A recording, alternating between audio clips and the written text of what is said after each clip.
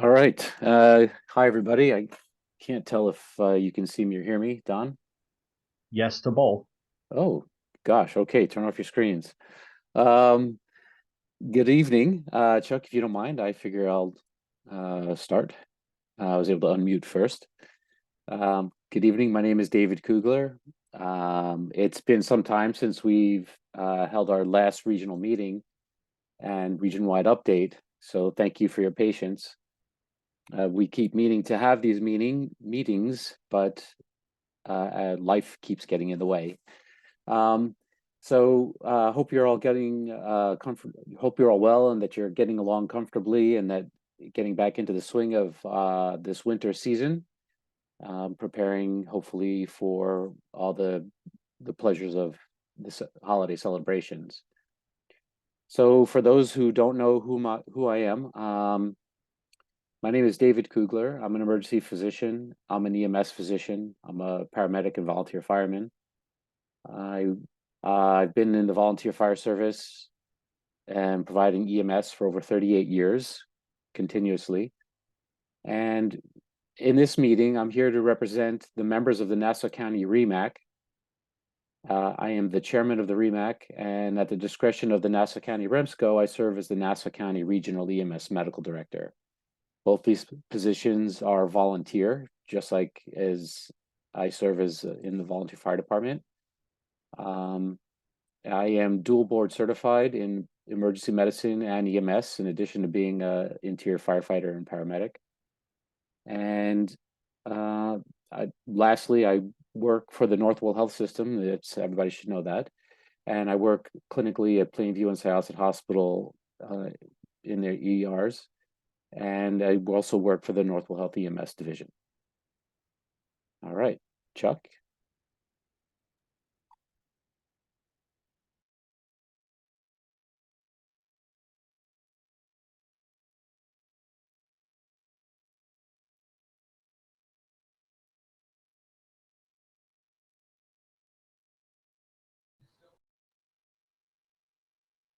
All right, Don, you want to go? Sure. We'll keep going. I assume Chuck, he's unmuted on my side, but having some technical difficulties. So we'll keep going. Charles Mackey, anyway, paramedic, Nassau volunteer firefighter, lifelong volunteer. Serves as the chair of REMSCO, the Regional Emergency Medical Services Council. And once he gets his microphone up and running, I'm sure he'll be joining us. So we wanted to begin briefly, as we always do, sort of a recap of where we're at, who we are, and why we are the way we are. This is not a Nassau County image. This is something that's state provided, circulated around all the different regions in an effort to try and, as graphically simply as possible, demonstrate our interactions, whether it's systems medical director, agency leadership, providers, where's the patient in all of this, who's the agency medical director, who do they work with, what's an EMS coordinator, who's the regional counsel, what's the REMAC, what's the SEMSCO and CMAC, all terms that are thrown around, but I'm certain that, you know, as is human nature, especially as convoluted and sometimes as very complex our world can get, we frequently can lose sight or just forget who is who. So that's there. It's posted as is everything that we're going to talk about tonight on nassauems.org, the regional REMSCO website. So this is the breakdown of Nassau EMS currently. So we have every conceivable manifestation of EMS provider and agency known to man, 94 different EMS agencies, 47 different dispatch centers, not all of which are intercommunicative, not all of which are connected to 911. 13 EMS hospitals. If you're unaware, Cohen's is counted as LIJ, as New York State designates them one facility, so do we, rather than reinventing the wheel. 2 medical control centers, which is sort of a misnomer. We know Nassau County Medical Control at Nassau University Medical Center, and Northwell EMS also has and maintains their own 24-hour EMS medical control. So we do have the others, the other hospitals, the commercial industry, excuse me, Hotzola, and some other entities. So, you know, when we say we're a complex sort of family, that's what we mean. And yes, we do have all 5 levels currently of New York State EMS certification. So from CFR all the way through paramedic. The nuance there is and has remains across the nation our EMT-CCs, which we'll talk about in a little bit greater detail as, you know, there's some ongoing discussions about what the CC is and what it will become or what that may look like. So just in case you tuned in for that, I promise we'll get to that.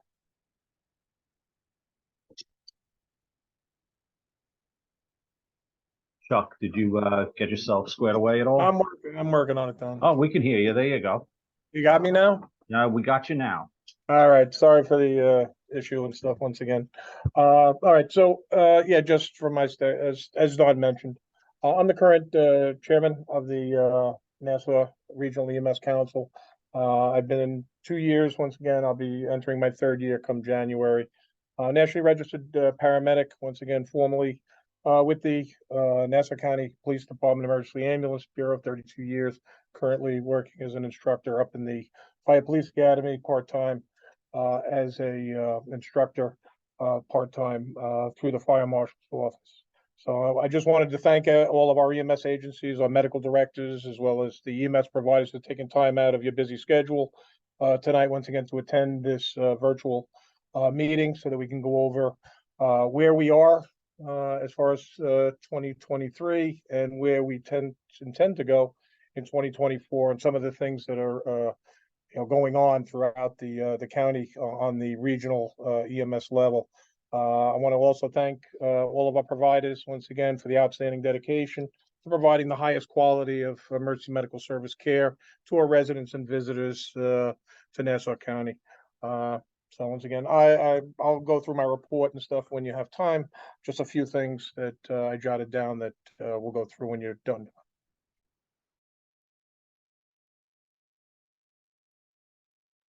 All right, thanks, Chuck. Dr. Kugler or Chuck, do you want to tackle hospital turnaround times or? Sure, I got it. Yep.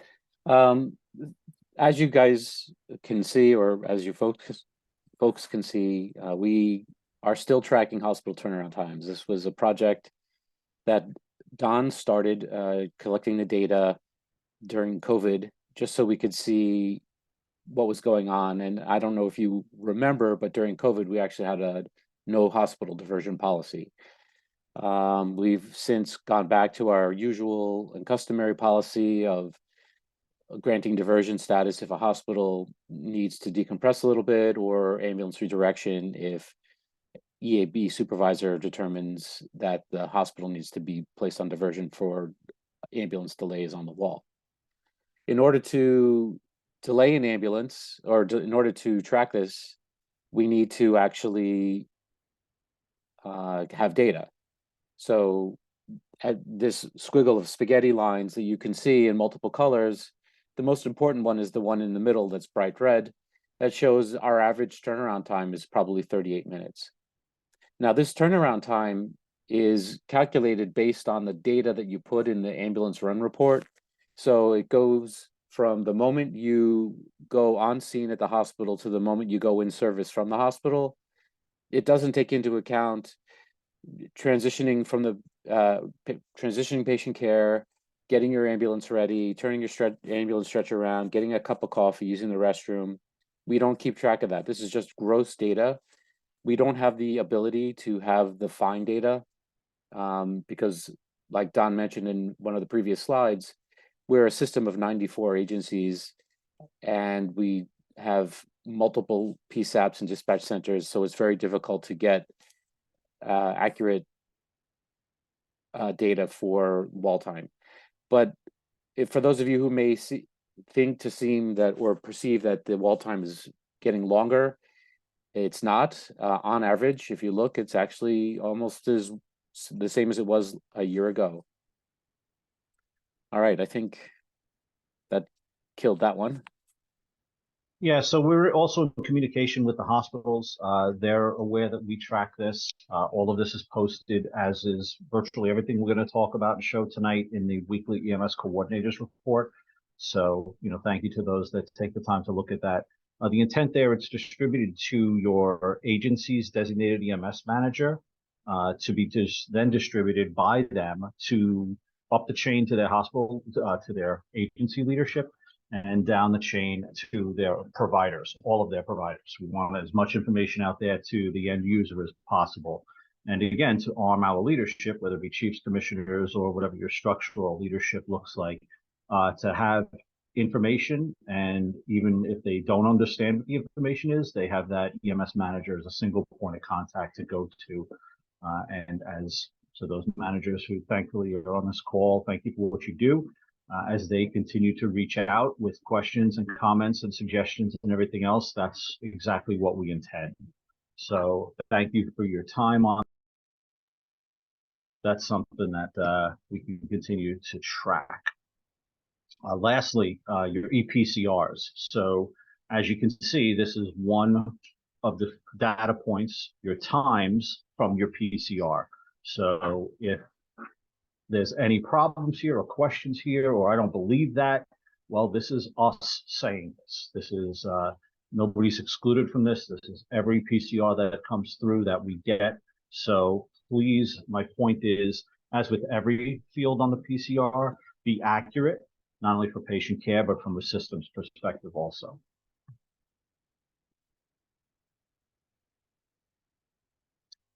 And I'm trying to advance. So let's see. So that's hospital turnaround times. So to eBridge.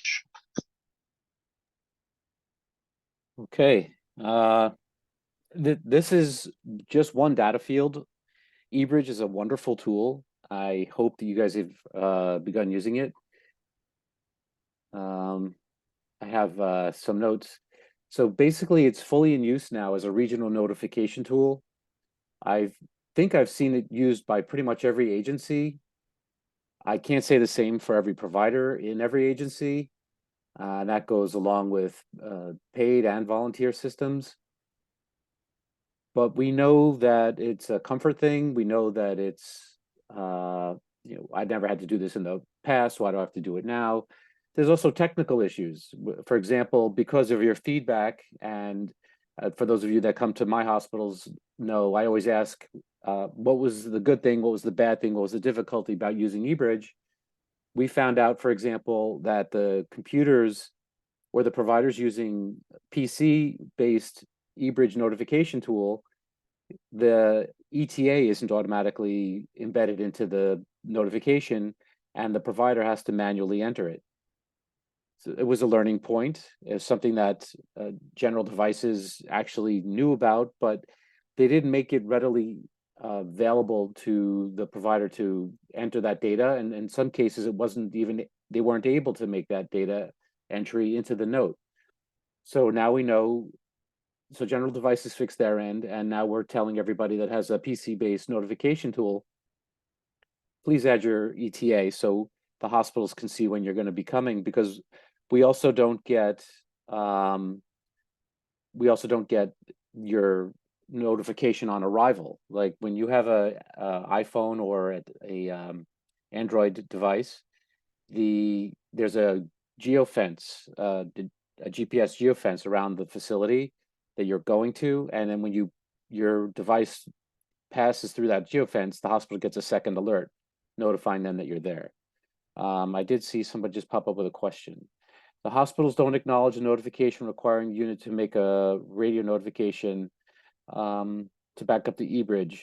The hospital staff, I'm sorry, there's a little widget in the way, complain they haven't received training on how to use it. So that's old news. I don't mean to be glib, Michael, but what happens is, as the hospital staff come on board, they're getting trained.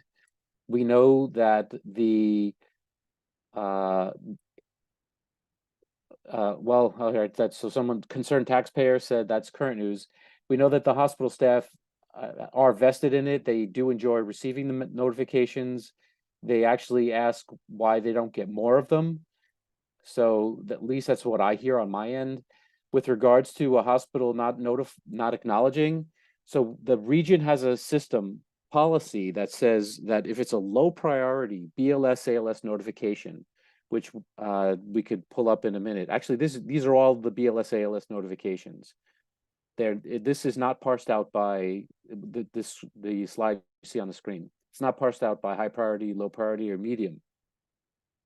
But it's the #1 notification tool used in the region. If your notification is a low priority ALS BLS notification, our regional policy is the facility doesn't have to specifically acknowledge the transmission, but they are responsible for the data enclosed in the transmission. So you could be very detailed and they'll have to be responsible for not acknowledging it, but they are responsible for what's in it, so they can't say they didn't know. So to the providers that are letting us know that the hospitals are not acknowledging and they're not trained, you need to give us specific examples. So email the region as soon as you find out. This way we could get back to the hospital and let them know that the providers are having an issue. Yeah, Jay, I got your text message. I agreed to see what hospital. Yes. So if you guys could share what hospital it is, you don't have to do it here because we don't want to gaslight anyone. But if you want to share offline, or if you send an email to remsco@nassauems.org, we can in a timely fashion address the issue. And here I've made multiple eBridge notifications this week to my particular area of hospitals, multiple unacknowledged, prompting the eBridge to alert that they weren't notified, one particularly hemorrhage stroke. So if there is a case where you've sent a notification and the hospital didn't get it, that's also something that we need to check, because that could be a technical glitch on the side of the General Devices software, and we need to let the General Devices software people know. So again, letting us know here is great, but if you could let us know real time, that would be wonderful. Yeah. Somebody just came on with a microphone. Yeah, looks good. I'm glad I didn't have any for lunch. Okay, Robert Leone, could you just mute yourself? Thank you. And then I see concerned taxpayer says Northwell EMS is currently not giving notifications to the hospitals, causes many issues at the hospitals. Will this be addressed? So it is being addressed. Northwell is giving notifications. They're doing a phased in utilization of the service. We can actually see some of the notifications on the DScribeX server. It's just not every notification, and some of their notifications aren't going through. So I have been, yeah, thank you, Robert. We have been in touch with General Devices. We have been in touch with Northwell regarding the notifications. We're trying to get the two systems to mesh up so that they work together, but that's a concern for Northwell and the hospitals. It's not really a concern for the general systems meeting. But for those of you who are concerned, it is a process that is in progress, and we're working out some issues. So let's see, what are some other things going on with eBridge? So in addition to the provider not using it, or agencies not having the technology. Thank you, Don. We're making some changes to eBridge. eBridge is a dynamic tool. It's not a static tool. And just like our policy is a dynamic policy, not a static policy, based on feedback from the hospital side and feedback from the provider side, we've taken the ALS BLS notification button and we've turned it into two buttons. You'll see here circled in yellow a green button that says ALS BLS green yellow notification, and ALS BLS red notification. Red is a high priority patient that's sick, that doesn't meet any of the other criteria like STEMI, stroke, trauma, or sepsis, and the patient this will need to be acknowledged by the hospital, just like any of the other alerts. If you click the green button, the hospital will get a different tone on their computer. They may not get this, and or they'll get it, but it'll be not acknowledged because they may be busy dealing with a critical patient.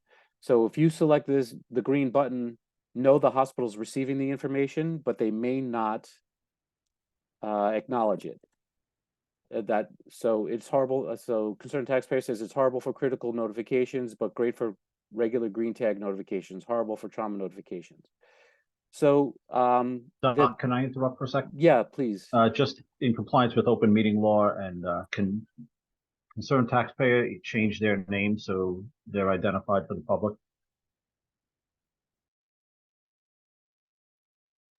Thank you. All right, so yeah, Concerned Taxpayer, and if you're here identified anonymously, please unanonymize yourself. So moving on, just to address that trauma alert notification, if you use the tool properly and you fill in all the blanks, it's a great tool, and it'll allow the hospital, on the hospital side, to pass that notification forward to the trauma team.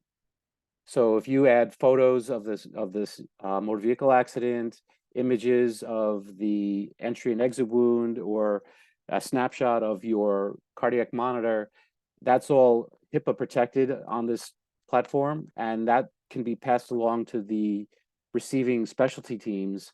So when they notify or activate the teams using the eBridge hospital side of the platform, they will get all the information that you've sent. So if you send a little bit, they only know a little bit. If you send a whole detail, they get a whole detail. Let's see. Hey, Doc, can I just add one other thing? Yeah, please, Chuck. Yeah, just what I want them to understand is also, we have access. This system was purchased by the hospital administrations across the board from all hospital administrations. They have their own server. Medical Control has its own server, and we as a council for REMSCO as well as for REMAC have a separate server, once again, to interrogate, to be able to gather up this information for quality assurance, quality improvement throughout the system. So anything that's not recognized, or once again not administered by the hospital or acknowledged by the hospital, once again, we do have the data, we do have the backup, and we can once again be able to rectify these situations as long as we know about it, and as long as you send us the information in a timely fashion. So, that being said, once again, the hospitals pretty much own the system. We are working with the system. The system is working. It once again has some technical difficulties at times, but once again, we are seeing improvements across the board, both hospital as well as provider, with that. Yeah, thank you, Chuck, for helping clarify that. The hospitals do own this. They're the ones that support it and pay for it, so that the volunteer and commercial EMS agencies have no out-of-pocket expenses with regards to use of the eBridge platform. We made it that way so that there would be less roadblocks for people to implement. Something else that we're adding, in addition to the changing the BLS ALS notification tool, we're also adding need security or need isolation. Sorry, can't see Don's slide. It's buried here. So there's going to be a button that says, is security needed? Yes or no. Restraints? Yes or no. If you have an opportunity to select the button before you hit send, that's fine. If not, you can always call the hospital, do a voice message to the hospital, a video to the hospital, and let them know you're incoming. And we understand that there are times when you still need to contact medical control by radio. That's why it's there. We're not getting rid of it, but we're trying to move to this so that everybody can see what you're doing, and that we could pass that information along. One of the other changes that we're doing is, this has also been changed in policy. The eBridge platform is changing the trauma notification so that we conform with the New York State trauma criteria. The New York State trauma criteria went from the 4 boxes to the basically yellow and red. This is the American College of Surgeons trauma criteria. So when you request a trauma team, it's going to ask if a patient meets red or yellow criteria. So please be aware of that. You'll see this. These are mock-ups because eBridge couldn't get to the platform modifications in time for this meeting. So thank you, Don, for that. But this is basically a mirror image of the protocol to help you remember what meets trauma criteria. Something else that we're trying to add to eBridge is a language line so that we can be fair and equitable in the provision of care to all of our patients, some of which don't speak English, whether they're sign language or another foreign language. We're working right now with REMSCO to figure out how to pay for it because it does have an added fee, and it's a per minute fee that requires an upfront charge. It's not cheap. So this may be something that we may trial. It may come and go just to see how much we're using it, to see how much it will cost. So keep your eyes open for that too. Another change is, you want to go to the next slide, Don? Just let me go back to the comments while we're still on eBridge. So Mike Kakish, just to clarify, and again, just to reiterate to everybody, if you have a problem with anything eBridge or anything else, please immediately send an email to REMSCO so we can date and time it in order to look into it. But to Mike, to your comment, there's a difference between eBridge telling you the hospital didn't acknowledge and it notifying you that the alert did not go through. If you're getting that the hospital did not acknowledge and it's a yellow or a green, that's the policy. If it's telling you that the notification didn't go through or there was a transmission or communications failure, please, everyone, report that as soon as you can so that, as Chuck was explaining, we can see through the back end of the system exactly what went on and see if it's a device issue, a provider training issue, or a systems issue that we need to tackle. Let's see, there's one other comment in here.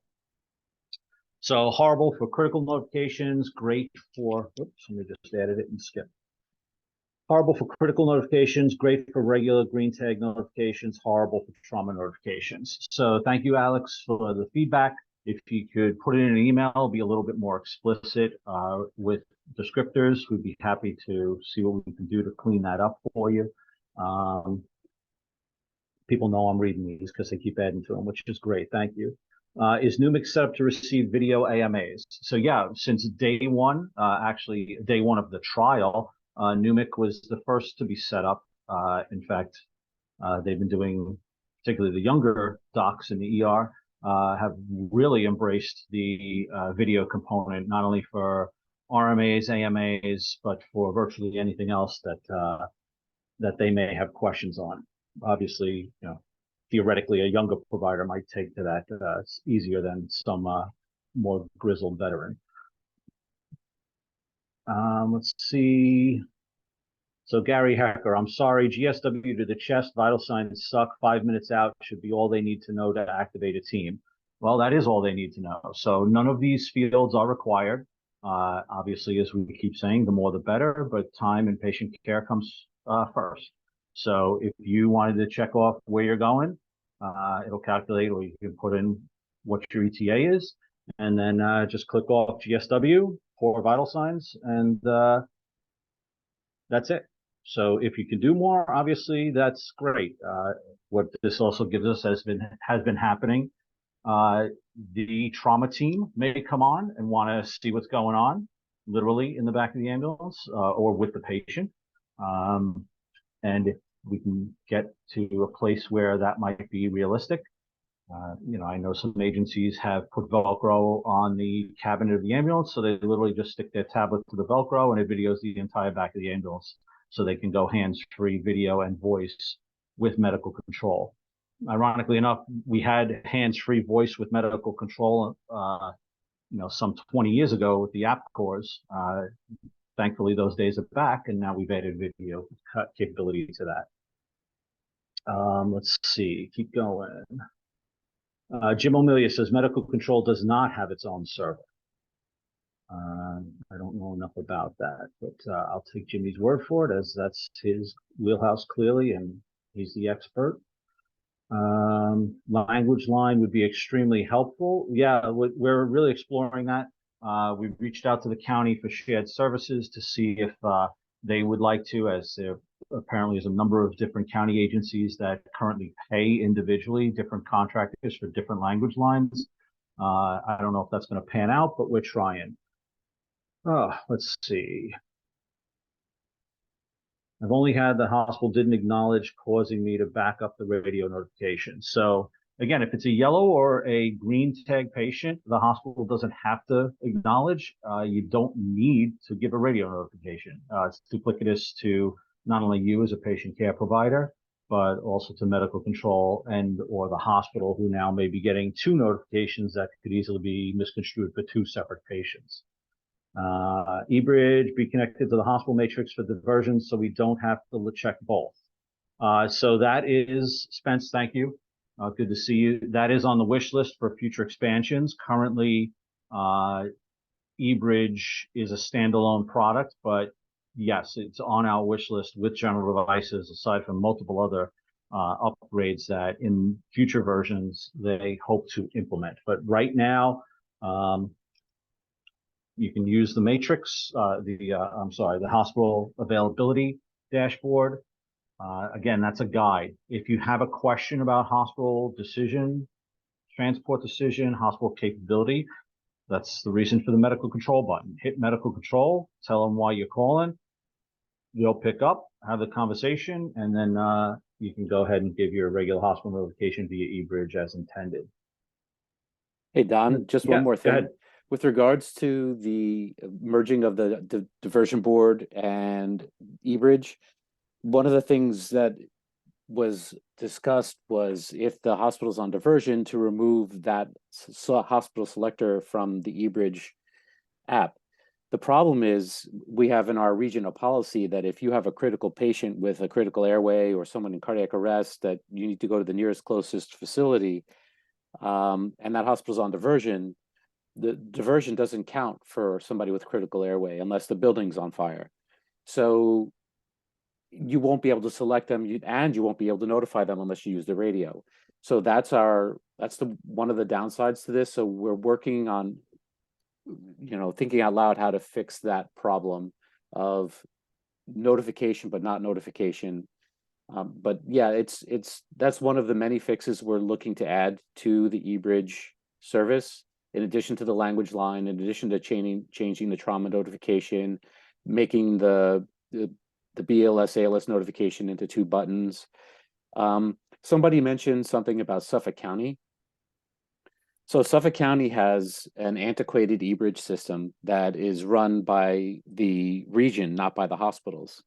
And they basically bought on a federal grant, they got a lifetime eBridge application use with unlimited users. It's controlled by the Suffolk County EMS, and the version that they use is older than the version that we use here in Nassau County. So it's very difficult for a provider here in Nassau to use eBridge to communicate to Suffolk County at this time.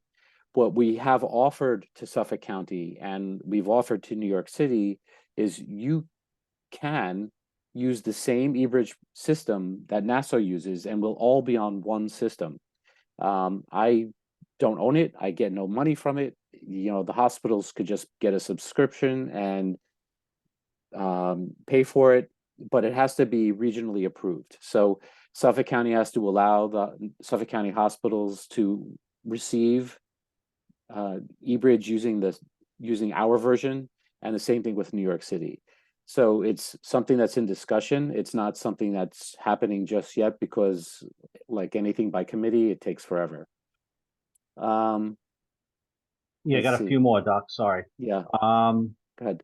Let's see. Gary Hecker, since you're separating out red from yellow green activations, will that field be removed? So you're referring to this one. The way it'll look is, and again, this isn't going in without warning and without anyone knowing. At the last REMSCO meeting, we voted for a January 1st implementation. So more information will follow if indeed that's going to be the date that we're all set.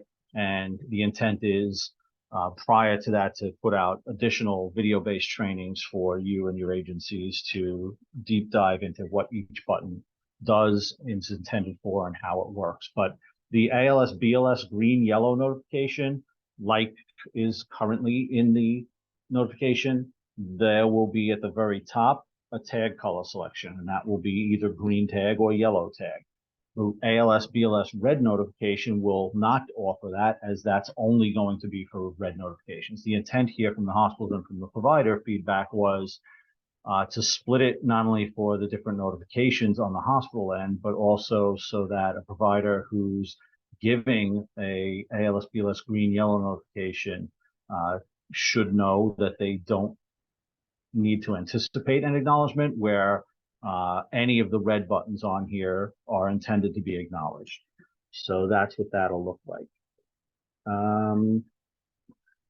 Don, just to clarify, hospitals are not expected to acknowledge yellow, green, and that's okay, but a red going unacknowledged is reportable to REMSCO. Yeah, we want to know about that. That way, again, like anything else, a date, time, and which facility, so that we can get to the staff and find out where the hiccup was, whether it's human error like our end, whether it's a provider problem, a technology problem, an agency, or in that case, a facility problem. So yeah, thank you. Anything you can send us would be great. Is there a preferred way to request Suffolk Hospital notification? So Rob Leone, good question. So we are, again, one of the future expansions, as Doc Kugler was explaining, is potentially with Suffolk and New York City. We don't right now have a way within eBridge to notify Suffolk County hospitals nor New York City hospitals. There's actually some ongoing discussions back and forth about some New York City hospitals in the acknowledgement that we do have some Nassau border agencies that frequently go to them, and it doesn't appear as though their radio or telephone notifications are universally going through. So more to come on the inter-county. In fact, we have a meeting tomorrow with New York State EMS and Suffolk County EMS to continue that conversation. Alex Day, Don, can we use eBridge for green tag patients for the next 6 months until the kinks in the system are worked out? Because most of the feedback on here is negative for critical notifications. So Alex, thank you. I know it seems that way, but we've literally talked about a handful of individual issues. And again, what you're, not to put rose-colored glasses on, but since we've implemented this, nearly 8,000 notifications went through and didn't have a problem. And what we've heard from providers and hospitals, probably more importantly hospitals, as we need them ready when we get there for particular patients, is that this is going better than anticipated. So obviously, if you have evidence to the contrary, we need to know that and want to know that so that we can drill down on that. But I know it's easy to construe the comments as all negative. What you're not hearing is all of the good. So if you'd like to see some of that, we can schedule some time offline. I'll show you that, obviously HIPAA protected and whatnot, whether it's in text to medical control in the hospitals, video with medical control of the hospitals, trauma teams pushing it around the hospital from the ER to the entire trauma team, from the trauma team back to the blood bank. That's all occurring in many of our hospitals right now. So it isn't all bad. It isn't all good. We're realists, but I hear differently. So please, again, shoot me an email. I'd be happy to set up a time to talk to you so we can get to the bottom of that. I don't know who you're talking to or how many people you're talking to, but I'd be interested to find out. So shoot me an email and I'd be happy to set up a time for you. And that's the end of the comments for now, Doc. Okay, thank you. Just a reminder, we need to make sure that if you do comment or you do speak, that your identification is a name, not a device number or a handle, because this is an open meeting that's public and recorded. If at the end, we're going to also be taking attendance. So if your handle or your phone name doesn't correspond to anything that we have in our records, we won't be able to mark you as present for the meeting as well. Let's see. So I guess we're already on to the MCI plan. Wow. Doc, Yeah, before we Chuck. go on to the MCI plan and stuff, I just want to do a little housekeeping and stuff, just on some stuff that I've jotted down as we move into 2024, and just to briefly bring everybody up to where we are as far as a region occurs. Once again, the status of the regional council, as you know, back about 4 years ago, we had a private entity that was once again running the day-to-day operations. And due to some issues and stuff internally, they once again are no longer with us. We are currently transitioned to the fire marshal's office with the assistance of some of the staff at the Fire Police Academy. To do that, we had some assistance along the way with EAB as we transitioned out with that. So once again, I want to thank the council members that for the past 2 years have really stepped up and once again taken care of a lot of the administrative portion of what the REMSCO does and getting the information out to all the providers. And it shows tonight we have 100 participants on this call. Also, the members of REMAC, we have 30 members of the council. We also have 20 members of REMAC, once again, working hand in hand to once again address these issues that we're bringing up tonight. So once again, thank you to all of those council members, chairpersons, everybody that's been working on that. EMS agency annual surveys, as you know, January is coming up, 2024. The annual EMS agency surveys will be due by January 31st of 2024. Please, as soon as you complete them in January, please email them to the REMSCO at NassauEMS.org. With that, all right. Chuck, weekly... go ahead. Let me just interject there, strike that. As we did last year, the EMS survey is going to be via Google form, so that all of that data is crunched and compiled for us. And that will be going out to the EMS managers, that link, EMS managers and medical directors this Friday. So they have all right. Thanks, over Don. 2 months to work on. I forgot we're in the technological error and stuff here, but I'm just proud you remembered to unmute your mic. So yeah, well like done. I say, no apology necessary. But anyway, please, if you're an agency coordinator, agency manager, please get that information and stuff into us by January 31st, so that we can update all of the information with that. As you know, the weekly EMS coordinators report generally comes out every Friday. Ton of information. We asked that all the managers and coordinators get the information and stuff out to their medical directors, as well as disseminate it within their agencies to all medical providers, so that we're all on up to speed on all the going-ons here in the region. The New York State SEMSCO and CMAC meetings will be held in December. A lot of information coming up. They'll be live streamed out. Once again, if you go on the DOH Bureau of EMS website, you'll be able to see the scheduled meetings and stuff. Please, if you're available, please do that. They will be recorded and you can see them later on. Image Trend Elite, all right, all agency managers and coordinators should have access to that for their agencies to once again make sure that they're uploading the appropriate PCRs and making sure that quality assurance, quality improvement is being managed with that. ePCRs must be completed and sent to the hospitals within 4 hours of the assignment. Unless there's extended or extenuating circumstances and stuff, please make sure that you're sending the PCRs and stuff through. And once again, all 911 or agency emergency responses that come in through your agency, regardless of the response status, needs to be documented, whether it be no patient found, unfounded, standbys, or a disregard, lack of response by the agency. We need to have that information and stuff, and the state requires that with that. New York State Bureau of EMS inspections are continually going on. If you have any issues, please reach out to the council. If you're not quite sure, if you're coming up for an agency inspection, we can help you once again navigate the requirements. We have once again proposed to Nassau County an EMS memorial to be placed in Eisenhower Park. It's currently approved by the Nassau County Administration as well as the Parks Department. We're currently working on memorial design plans as well as funding for the project to once again be able to create that. On the EMS award side, I want to congratulate Dr. Rashmeet Gujral, who was again is the New York State Physician of the Year, and Paul Zuckerberg from Belmore Fire Department, who once again was given the New York State ALS Provider of the Year.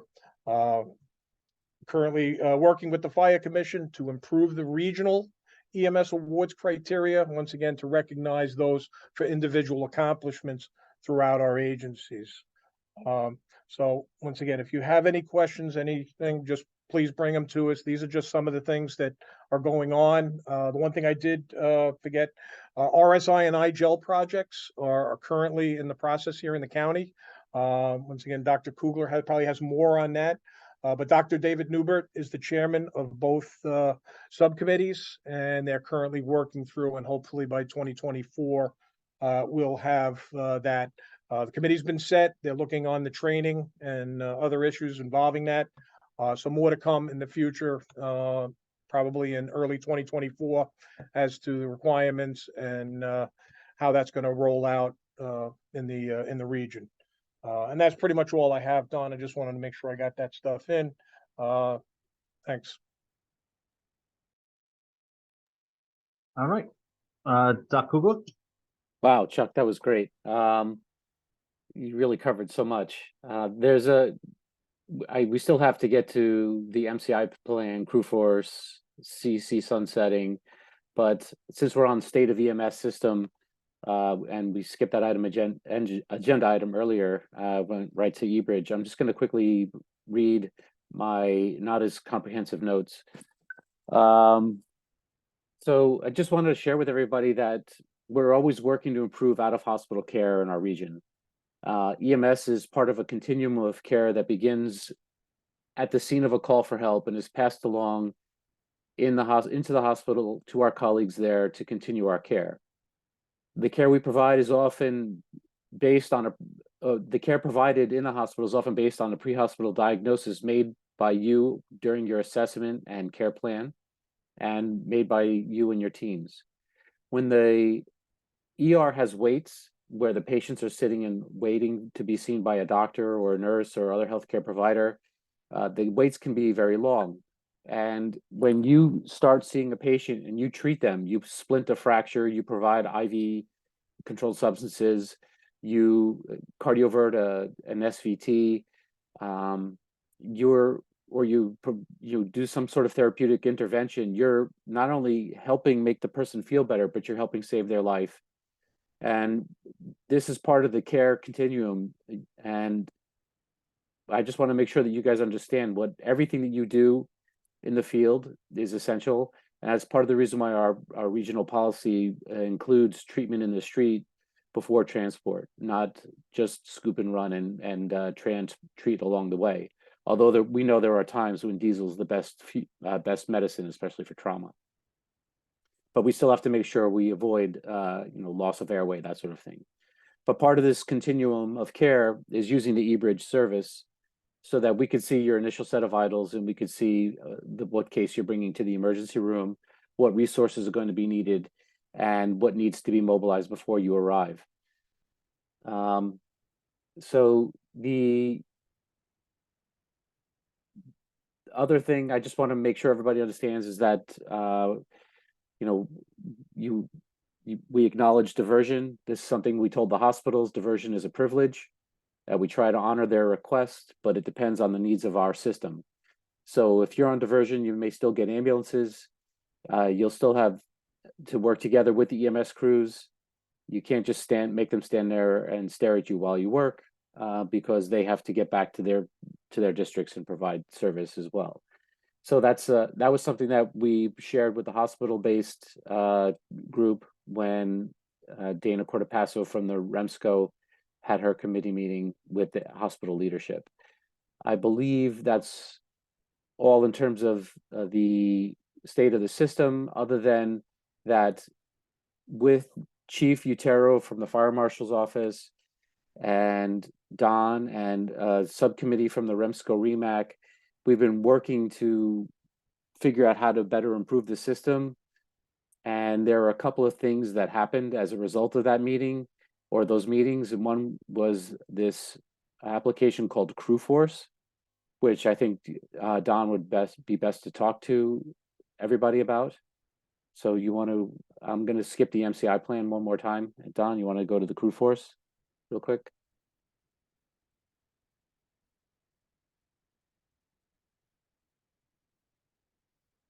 This is CrewForce. It works great. No, so I'm sorry.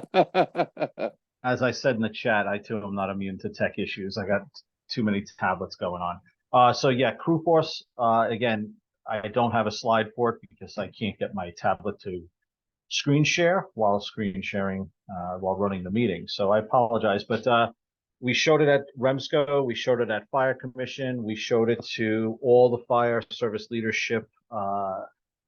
It's still in its infancy. It's actively being used by Firecom and a number of agencies, not as a pilot, but they have jumped on board and are using it. Phase one was to get onboarded the Firecom dispatch agency, and then future phases will be to get the self-dispatched and other agencies onto it. Basically, it's a CAD supplement. It doesn't replace what you have or may be using. It's a CAD supplement that you can see every call going on in the county and every unit in the county along with their status. So the biggest operational impact there is, resource management. So I think it's fair to say that at times we don't know who's going to a given call, if anyone's going to a given call, and then it's not unheard of that we arrive with 2 or 3 different ambulances there from different agencies. None of them knew the other one was coming. So we certainly can use our resources much more efficiently than that. And this is but one of the reasons for CrewForce. So much more to come. If you're interested in it, again, the information on it is in the EMS coordinator's report. Please don't hesitate to reach out to myself, Chief Utaro, or Supervisor Passanisi at Firecom, and we will get you on board. So just to give you my own little, and again, I don't have the screenshot, but so I have a boat. I was out on the South Shore on my boat. I logged into CrewForce because one of the biggest challenges we as a county coordination has had is water resources, particularly doing water rescues, whether it be fire-based, with PD, with marine, old habits die hard, PD, marine resources, or Coast Guard or the like. So I logged into CrewForce on my tablet. Firecom could not only see me, they knew where I was, not only by GPS coordinates, but by all of the buoys. They could even tell me the water depth, and that they wanted to know how deep my props were because they were afraid of me hitting the bottom. So more to come on that, but that was a nice thing to see. Hey, Don, one other Yeah. thing I had that I missed, I glanced over maybe while you're on the resources and stuff. If any of our agencies, our EMS response agencies, we're all struggling for resources, human resources, and that being a problem throughout the system. If you have human resource issues and stuff, especially if you're a primary agency here, please bring that to our attention once again, because these issues tend to impede agency operations, increase response times to various types of emergencies and stuff. So like I say, if you're an agency that's struggling, once again, especially if you're a primary agency in the 911 matrix, or once again even if you're down on the list and stuff, please bring that to our attention so that we can coordinate appropriately. As you know, as Don just said, we have multiple agencies going to certain calls, but yet we don't have anybody available to respond to those calls that might be life-threatening. So I just glanced over that while you were speaking on that. All right, so some questions. Recently recertified through CME and recredentialed for ILS. Our new REMAC card being sent out. No, we haven't used REMAC cards since a number of years in compliance with the policy manual, and more importantly for transparency. The world can see who is credentialed and with which agencies in Nassau County, as posted publicly on nassauems.org under the REMAC tab as credentialing falls to the docs. Who's using CrewForce currently? Alex, I don't have the list in front of me. Shoot me an email with the question and I'll get you the agencies so you can deal direct and find the pros and cons direct from the horse's mouth. All right, go back. Chuck, you want to handle this one?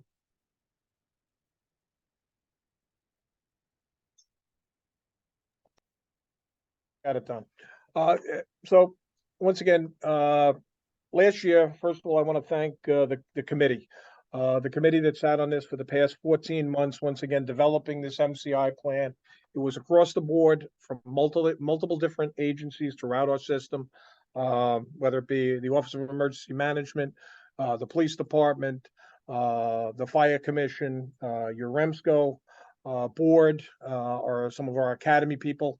Once again, for about 13 months, once again, Kevin O'Hara, our chairman on the MCI and the Disaster Preparedness Committee, crafted a team and stuff of emergency managers and put this plan together over a 13-month time frame. And it was rolled out in August to our REMSCO council members as well as the REMAC, and was approved at the September meeting to be placed into the county's emergency management plan. It was taken back to the Fire Commission, and once again, we're awaiting the updating of the county's plan to be placed in there. The MCI plan, once again, a lot of hard work was put into that. It's a living document. It's being updated as we meet. We're currently in the process of meeting with the communications people, especially the Firecom, and also your 911 communication centers to develop a plan and a training module for the communications people, and also working with training and ed to develop a training module for all of the other agency providers, whether it be hospital-based, the fire departments, the police departments, the volunteer ambulance corps, and anybody else that once again might be a resource during this MCI type of event. So once again, kudos to all of those that once again put a lot of hard work in. We're talking hundreds of hours. The last plan had not been updated since 1998. It was very outdated and needed an upgrade with that. So I'll turn that once again over to Dr. Kugler and Don to get into a little bit of the specifics and stuff regarding it, and how we hope to have it rolled out in the near future on the training platform for all of the academies, as well as all of the providers and the communication centers.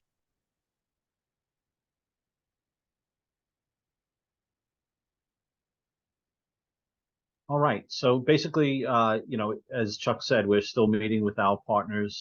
Communications obviously plays a large role in this, and as intended, there's no huge substantive changes, as this is not something any of us really invented. We didn't even reinvent it. It's basically NEMS for Nassau County. But I wanted to draw two things to people's attention as we had a nice opportunity here.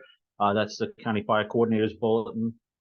In the middle there, comes down from the Fire Commission and me as the EMS coordinator out to the EMS agencies, a common fire ground frequency, a common chief's command frequency, and a common EMS frequency.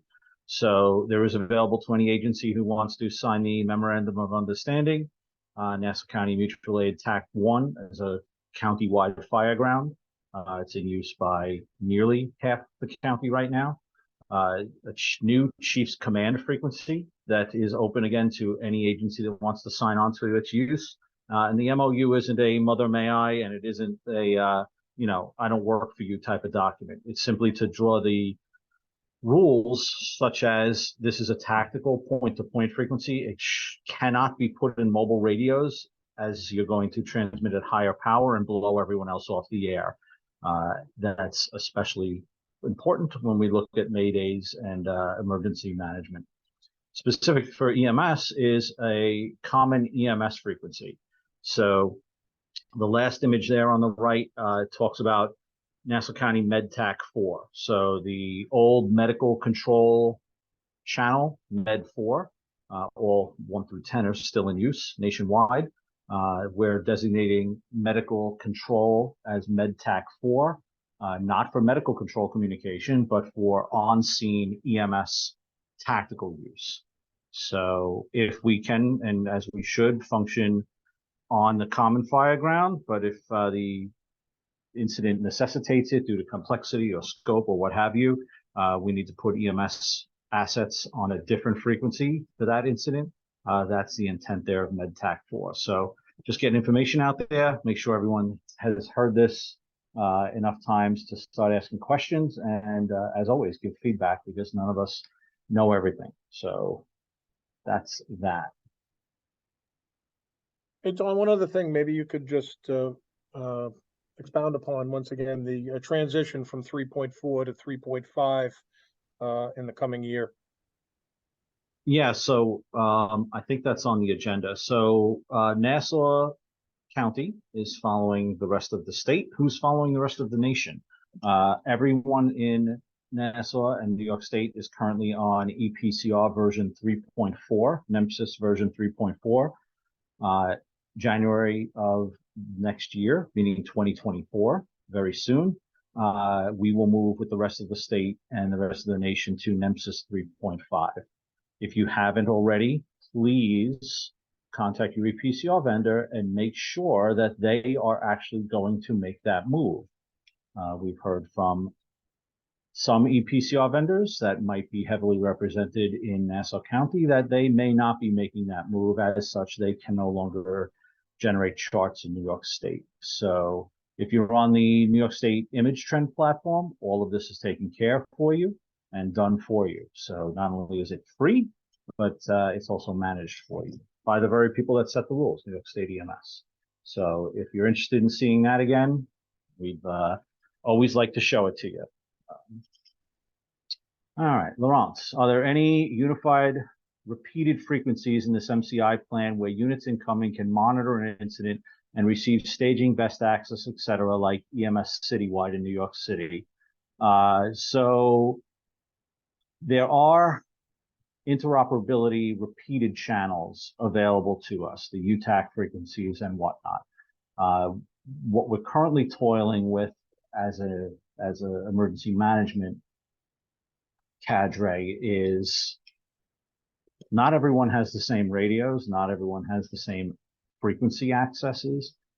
We currently have everyone from low band through the 100s, 400s, 500s, 700s, and 800 megahertz range. Firecom and CB have both been practicing and checking their equipment to see what they can cross patch so that, somebody on the low band might be able to patch into somebody on the 800. So not specifically, as this is a mass casualty plan, those much larger communications plans do exist in the bigger Nassau emergency management plan and have really never been exercised. Firecom, as the fire service people on here know, has over the last few months been testing those frequencies, both the directs and the repeated frequencies. We checked it with Suffolk County on an inter-county drill, and we tested it again when we sent EMS units into New York City for our FDNY EMS mobilization exercise. Nothing works perfectly. Again, what in life does, but we certainly do have some more work to do to test what works for us, and what works for the majority of people. So what about med channel 9 and med 10? So again, all med frequencies are there. They're commonly in use around the nation. We don't use med 9 and 10 for anything for a number of reasons. Those are steering channels or calling channels. They're at higher power, and many, well, I should say not many, but there are still systems around us that use them. So rather than muddying the waters with tactical transmissions on a channel that's in use for, as intended, other purposes, that's why we went to the lower med channels. Let's see. So that's it for the chat. So we'll keep clicking. CrewForce, we talked about. So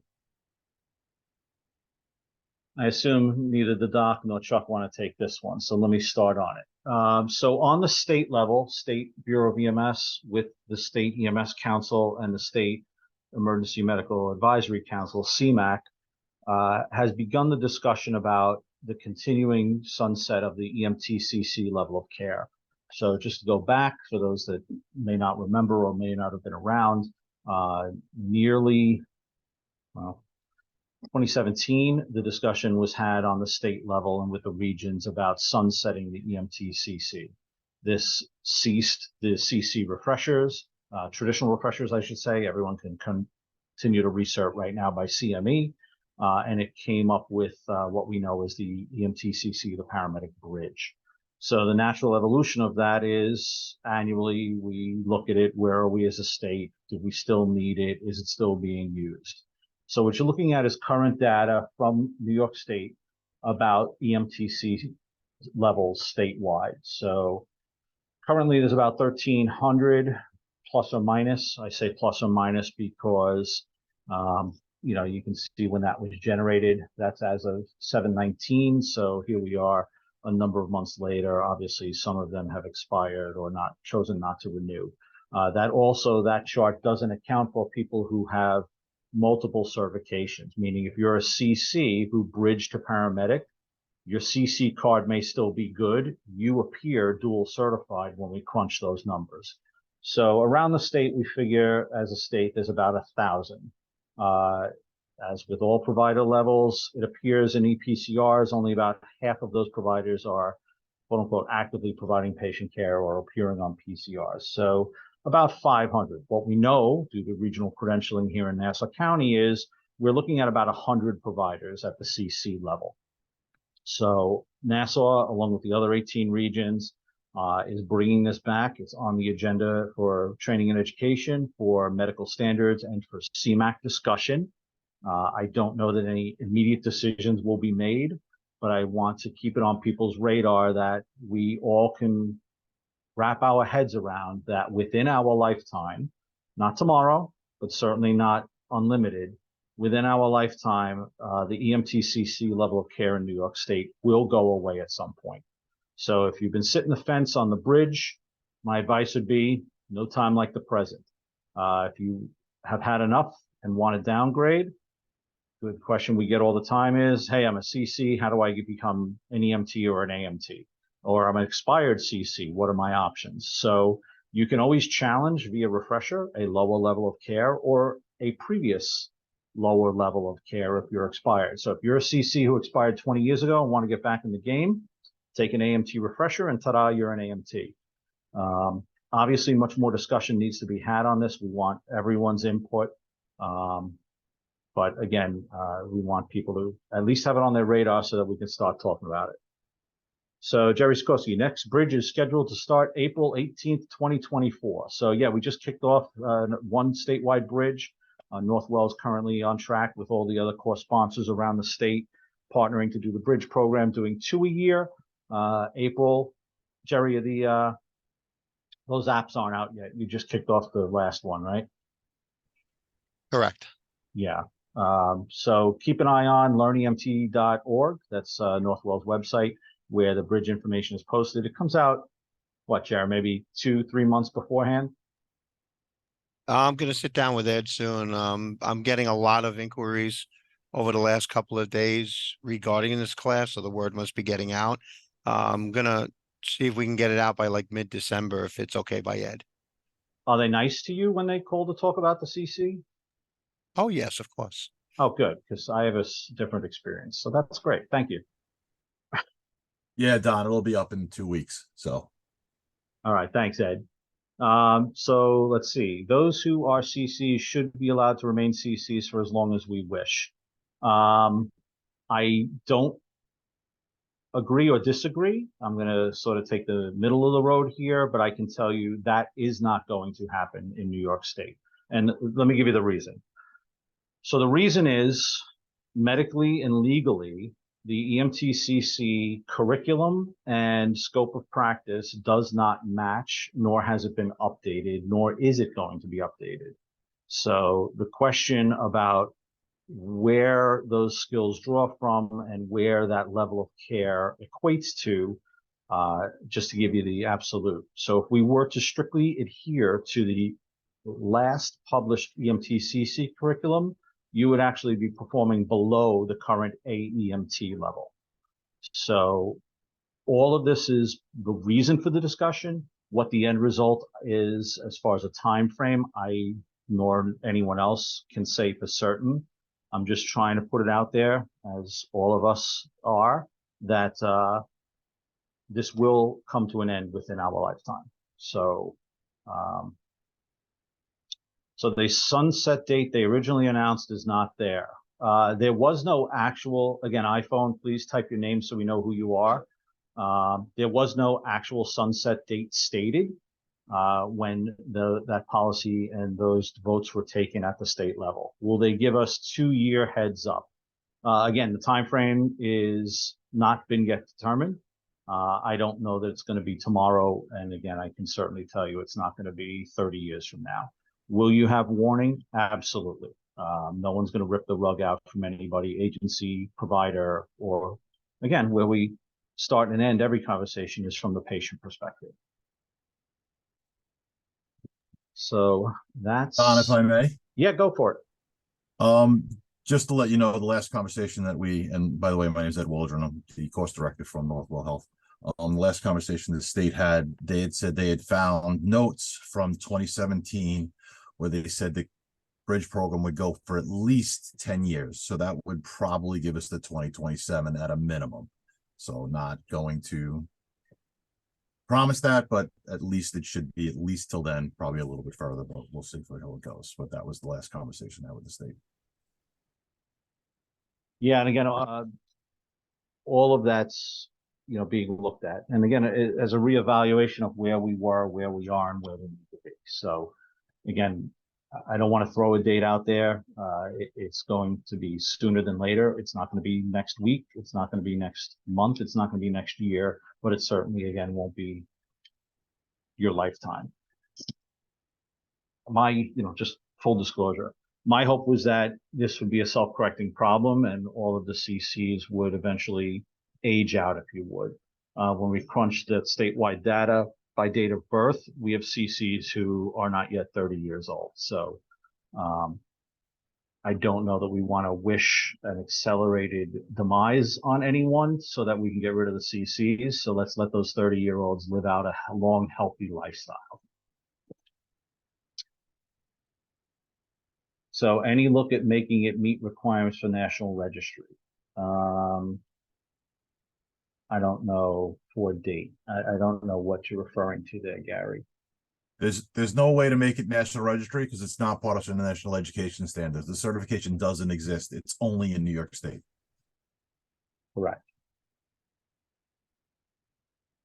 But much more to discuss on that. So again, please get involved with REMSCO and REMAC. That's where, ground up, we feed information both up and down the chain from State Council and the Bureau.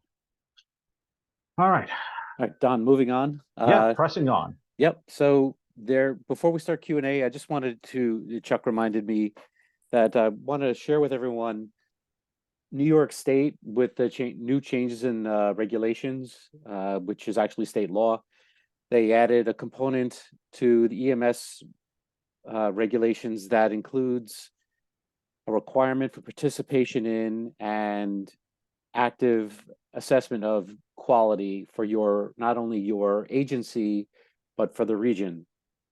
and it authorizes the regions to actually oversee the quality in a much more formal fashion. And so the state has said, we're going to look at simple stuff like, are we using oxygen on people who are short of breath? Are we checking pulse oxes? Are we doing a glucose in people who are altered mental status? These are items that are low-hanging fruit. They're for both BLS and ALS, and they're easily assessed and easily documented. Remember, quality on the region level is what we see on the PCR. So if you don't document it, you didn't do it. Whether you did it or not, the region won't see the fact that you took care of a patient in extremis if you didn't put it down on your PCR documentation. The same thing goes with controlled substance use for a patient with seizures or pain. If you're an ALS provider who has controlled substance access, we ask that you please be specific with your treatments and document. But QA goes a little bit further than just the QA/QI committee at the REMAC level. The QA/QI committee also has a part of it that looks at eBridge. So I know this is coming full circle back to eBridge. We are doing quality on eBridge. We're looking at notifications. We're looking at notification usage. We're looking at the completeness of the notification tool, hospital acknowledgements of notifications. So your agency, or you may, as the leader of your agency, may get a little email saying, hey, we've noticed we have 50 PCRs and we've only noticed 10 eBridge notifications. Was there a technical issue or something? I mean, we're not at that granular level yet, but regional quality and state quality are things that are being looked at and things that we're hoping to build. And it's all got to do with improving patient care, improving quality of care, and making sure that the patients that we treat get the highest quality of care available, regardless of what it says on the side of your patch of your sleeve or the side of your ambulance. We want to make sure that everybody gets can be comfortable knowing that they're in Nassau County, they're going to get great pre-hospital care. I think, Chuck, was there anything else on quality that you wanted me to address? No, just once again from the state level, because like I say, you guys are up there, just that it is coming, in short time, year and a half. We should be, once again, be cognizant that, there are certain quality metrics and stuff that are out there that we need to address.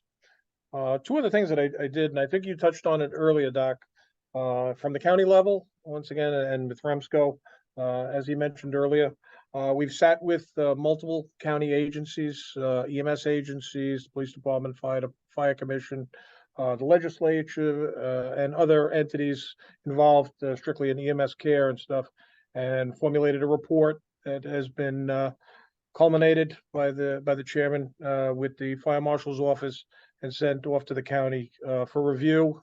And we hope to once again at some point have the final details on that, once again, for sustainability and improvement of our system with that. So please stay tuned. And the last thing I would have regarding that, once again, if you are, our next meeting for the REMSCO is going to be on January 3rd, 1400 hours. The location to be determined at this point, but we could certainly use people that are interested in EMS, especially younger technicians and stuff, as we tend to time out. A lot of the people that are on the council and stuff have been around for 30, 35, 40 years. And we need to bring some new blood in, some new suggestions, some new ways to look at things. And we invite you to come to the meetings and stuff and be part of the solution so that we can move the system forward into the 21st century. Thanks, Chuck. So there's a couple more questions in the comments section. First one is about a particular EMS agency submitting PCRs. It's New York State law and policy that your EMS agency transmit to the state bridge all of your PCRs as a New York State certified EMS agency. All the EMS agencies that transmit to the state bridge that operate within the Nassau region are viewable by the Nassau region. So every Nassau EMS agency is viewable by the Nassau County region. So that's one question. The second is a question Lonnie asked, can an EMS manager look at the eBridge notifications? eBridge is not designed for the individual or agency providers to look at. It's meant for, we have a regional server for quality, and the hospitals have servers so they can also review the data. They can go back and look at the notifications and see how they're doing, or pull up an old EKG, or get a set of vitals from the hospital, from the pre-hospital setting that they haven't, that they may have misplaced. So right now, eBridge is not able to be shared in the with regards to the way Lonnie is asked that an individual EMS agency or leader in an EMS agency can look at. The data on the device used transmit the EMS notification on eBridge will disappear on the provider end after 4 hours. So make sure that if you didn't transfer it onto your PCR, that you do so before you log off at the end of the day. I think 4 hours is plenty of time, because that's the amount of time you should be, by regulation, transmitting your PCR to the hospital. Let's see, more questions. Will the meeting continue as Zoom as well? Nick, I'm not sure what meeting you're, so I could tell you about the REMAC meetings. New York State law says that all public meetings have to be broadcast and held as open meetings. But in order for you to participate and be counted as a participant, you have to be present at the meeting.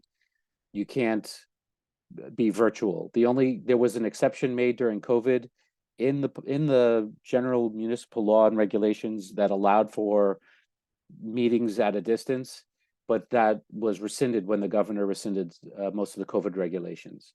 So REMAC and REMSCO will still be broadcast, because that's part of the open meetings law, and the videos will be stored on the REMSCO website.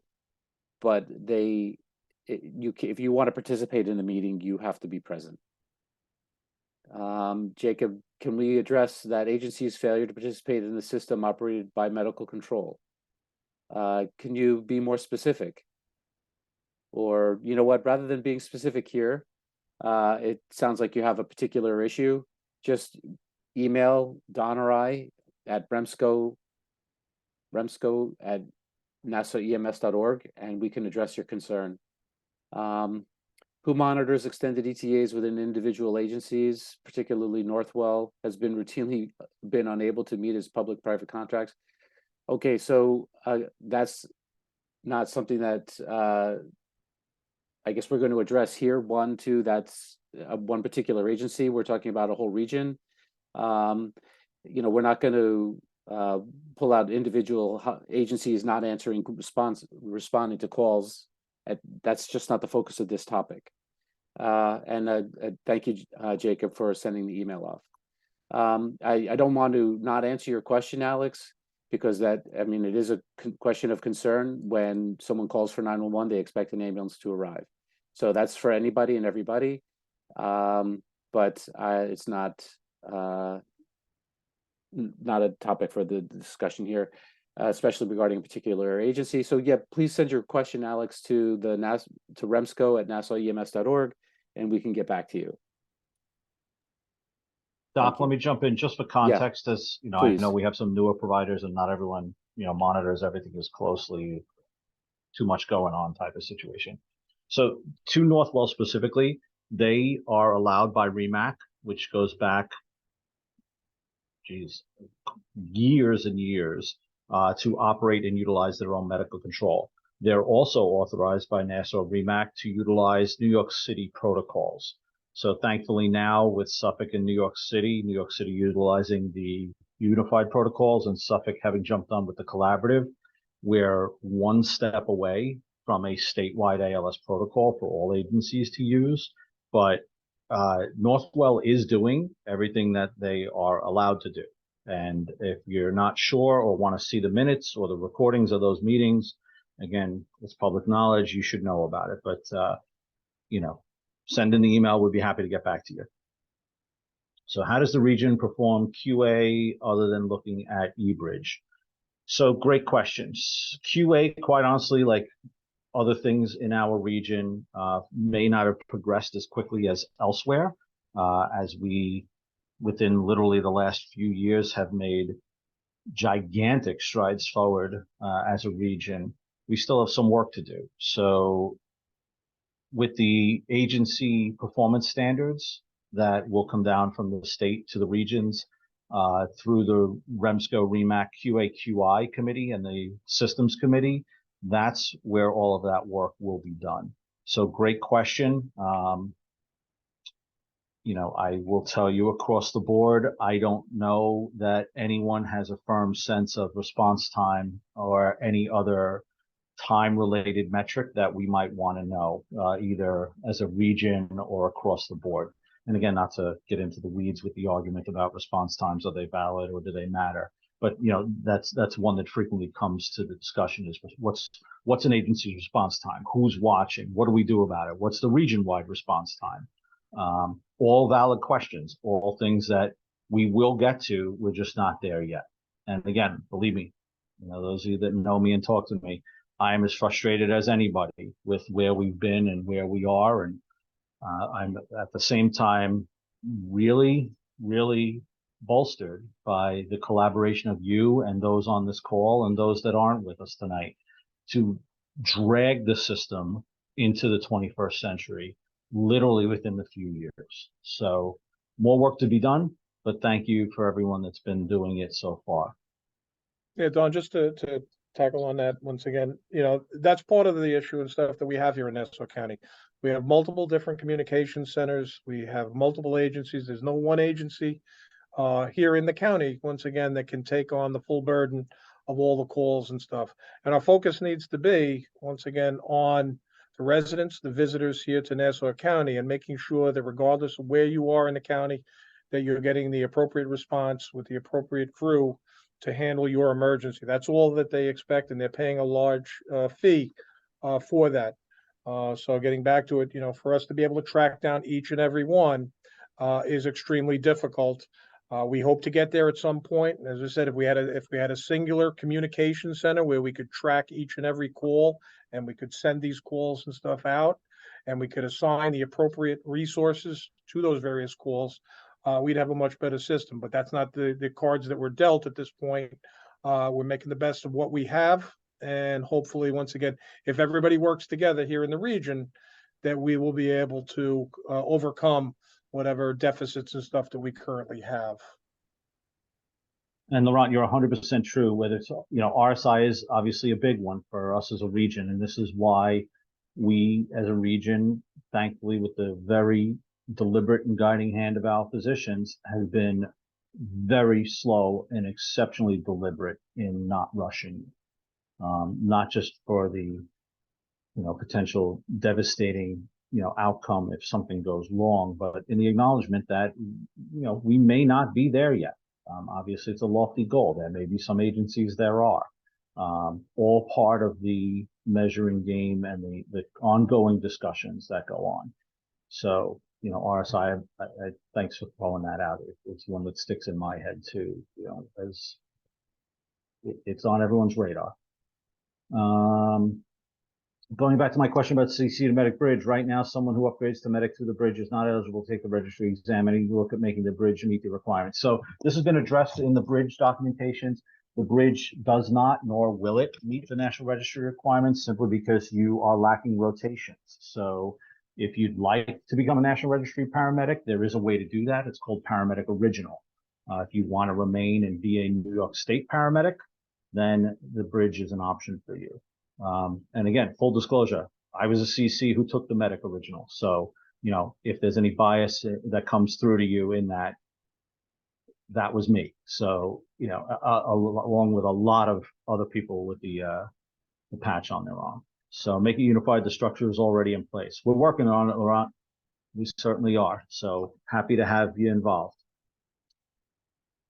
We updated the MCI policies and are pushing for greater interoperability between agencies, but with an agency such as Northwell, a holdout on medical control coordination, radio interoperability, e-bridge use, et cetera. How can we expect an improvement? Jacob, again, not to cut you off, but happy to discuss it in more detail at everyone else's leisure directly. So send us, and anyone else, I see somebody hearted that or liked it. Anyone else that wants in on that conversation to get the real deal and what's allowed and what's not and why things are the way they are, whether we like it or not, I'd be happy to show it to you. So is the CC to Medic Bridge online or in person? So good question. So the CC Medic Bridge is principally done online at your leisure within given time frames for each module. And Eddie or Jerry, jump in if I say anything out of turn. Yeah, you want me to talk about it? Yeah, go crazy. Yeah, sure. The bridge program itself, the didactic portion of it is about 13 to 14 months long, depending on my holiday schedule and stuff. It is done at your pace. I set the timelines for each module. There are 9 separate modules in the program, 8 didactic ones, and then a final exam module. Each module has a start date and a completion date.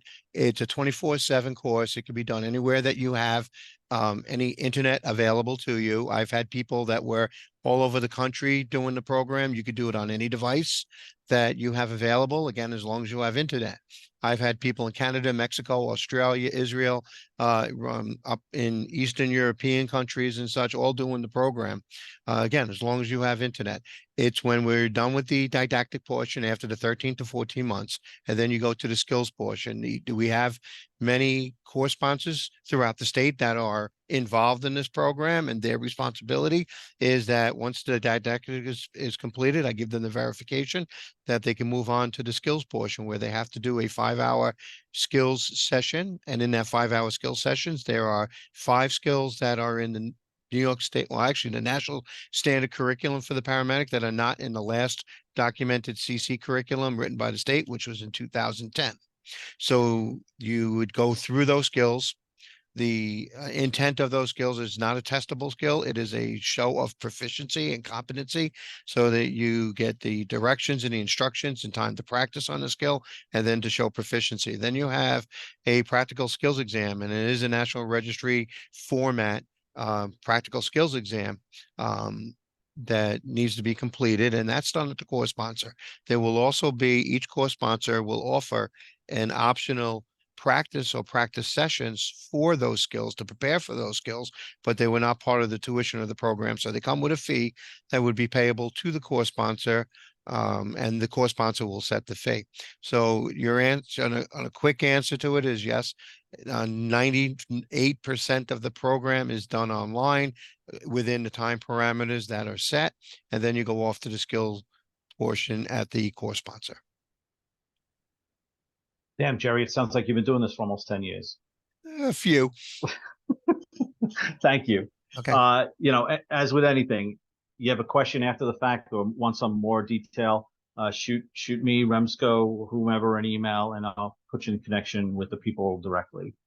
We're here to serve, so happy to get to the bottom of it for each and every individual, along with the agencies and everyone else. Can we consider a committee to address the issue? Alex, again, if you want to call me offline, not to cut you off, but if you look in the medical literature, or quite honestly anywhere else in the nation, most progressive EMS agencies and systems have moved away with response times, as there's no clinical connection to good patient outcomes in all but 1 or 2 possible patient encounter types. Happy to discuss in much greater detail offline. Kevin, please reach out to Jerry more specifically about your question with the bridge to the bridge, as far as getting New York State bridge paramedics, National Registry certification. Reach out to him directly. He'd be happy to talk to you. What's the price for the bridge class? I think the current bridge information is still up on learningt.org, so check that out. And it hasn't changed from program to program, so the one from the last one's probably a good gauge of what to expect for the next one. Don, I'm going to put my email out on the chat, so if anybody has any questions, they can just directly email me. Well, thank you for that, and I wish you luck. That's what I'm here for. Me too.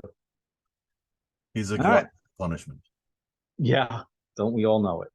So thank you for everybody. Not to keep anyone much longer. So I guess everyone can unmute. Hey, Don. Yeah, go ahead, It's Doc. David. So, James Jackson from Northwell would like to just quickly address some of the concerns, as long keeping it reasonably focused, because I think there's a lot of confusion about the multiple agencies that respond in Nassau County, Northwell being one of them, and he just wanted to take an opportunity to answer a couple of questions. So, JJ, if you're on, you want to keep it focused and brief, that'd be great. Doc, thank you. Actually, I'm not going to get into the specifics, but what I wanted to just do is, if anybody's got any questions in regards to how Northwell operates the system, I'd be more than happy to speak to anybody about it, just to give them a little bit of a clarification and context on what Don was referring to. If you'd like, I could certainly leave my email in the chat as well. And if somebody wants to email me, I'd be more than happy to speak to you about it, so that at least some of the misnomers that may be out there, we can put a little clarification to. Thanks, JJ. And yeah, as with anything EMS, rumors abound, and not everything you hear is true. So That's for sure, Don. yeah, as we all know, regardless of what color uniform we wear. That being said, I'll leave everyone with two thoughts. So the first is, if you're talking to people that you hear frequently conflicting and or proven to be untrue information from, as a person, I would ask that you reevaluate the people you're leaning on. So again, myself, Dr. Kugler, Chuck Mackey, JJ, all of us are in the same boat. We're not going to tell you anything we can't point to in writing. We want to get to the bottom of it. Not everything's perfect. Not everything's bad, but it's only together that we stand a chance. So thank you for that. The last point is Ronald R. So the state is forcing CCs out, but will not coordinate the National Registry. So the CC, again, please, I don't want to blow you off and cut you off tonight. I'd be happy to speak in much greater detail. The CC does not equate to anything and is a construct of nearly 30 years ago in New York State. So Northwell is not the one running the bridge. It is a New York State program. As Jerry just said, there are probably 24 core sponsors around the state that actually administer the bridge. Northwell, at the time when it was formulated, and correct me if I'm wrong, currently is the only one with the bandwidth and the platform to administer the online portion. So it is not a Northwell program. It is not Northwell the only one allowed to run it. Again, I don't know who you're listening to or what information you're seeing that others are not, but happy to talk offline. Yeah, Don, one last thing from me. All right. Again, I put my email out there. Anyone who has any questions, they can just email me directly, and I'll try to answer the questions the best I can. Yeah, Don, just the last thing, from the REMSCO perspective, the reason we have these virtual meetings and stuff, and once again, we invite everybody to come out to the REMSCO and the REMAC meetings and stuff. We've been as transparent as we possibly can over the past 6-7 years. Once again, putting everything out online, once again, doing the homework and stuff behind, spending tons of hours, especially the crew and stuff on the council level and stuff, putting in exorbitant hours in meetings. We really need to come together at this point and once again, be able to meet the goals for the public. And as I said, Don said, if you need to, you can speak offline on various issues and stuff. We're working the best we can with what we have. And we invite you to come and once again, send us your suggestions, send us your complaints. Once again, we'll address them, but just be aware that we are being as transparent as we possibly can with opening up the forum and getting the information and stuff out. As you said, making sure that once again, we're trying to get the information to the most people to once again get it out to the masses so that we don't have any conflicting issues with that. And that's all I have for tonight. Thank you all for coming. I appreciate it.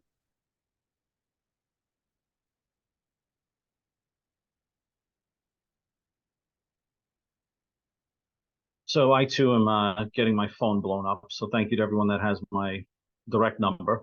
Just some additional points, and then I promise to stop talking. So as far as the state and other stuff goes, so the state has moved increasingly, thank God, and through much effort on their end, to a more online format for submittal of information forms and whatnot. So please look at the EMS forms page for provider, CME, operational stuff, agency level stuff, and most pertinent to EMS providers directly is the surveys on the EMS form page. So a New York State salary survey was done statewide. That information is being compiled as we want to progress as a profession. We're not paid enough. What should we be paid? How long you've been in EMS? How much longer do you foresee yourself EMS? Those informations are all out there. Part S, the governor's budget, where we got a lot through as a state, but not everything. That survey is up there asking for your input as a provider about what's important to you. What should EMS be? What should we call it? What should it look like from a regulatory and legal perspective as far as state law goes? Diversity inclusion survey is another one that's up there, and many more new ones to come. So the state, as Chuck was saying, the region, the docs, the REMSCO members, the agencies, we're all ears. We need everyone's voice. We want to hear everyone's voice, even, yes, the dissenters, especially the dissenters, as long as they're conscientious dissenters. You know, we're all in this together, good, bad, or indifferent. So the only chance we have is to stand together. So I want to thank you for joining us, and I'll leave it to Q&A if anyone has anything for the doc or for Chairman Mackey.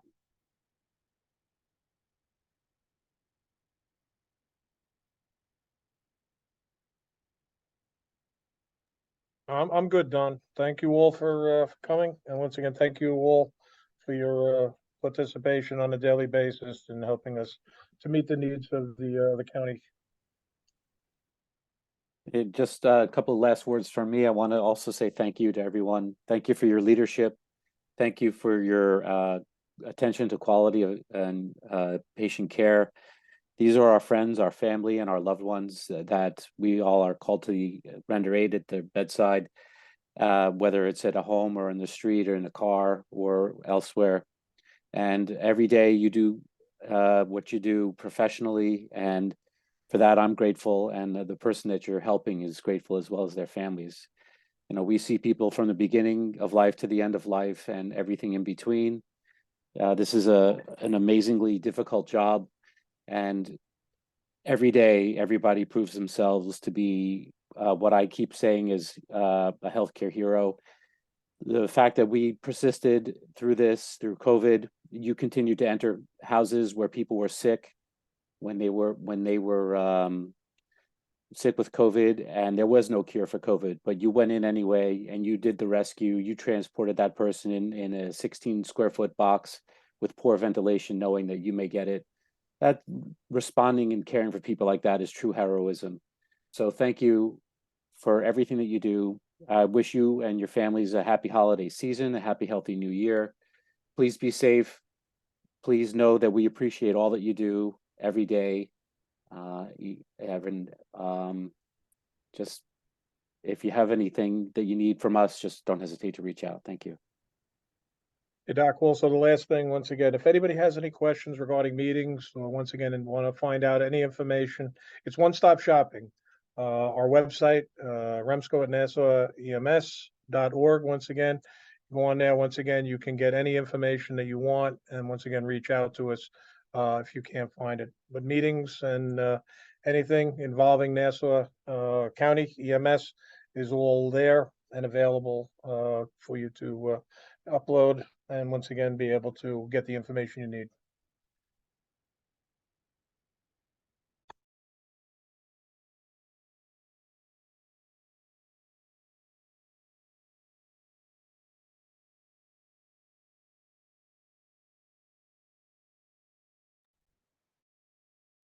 That's all I got. Thank you very much.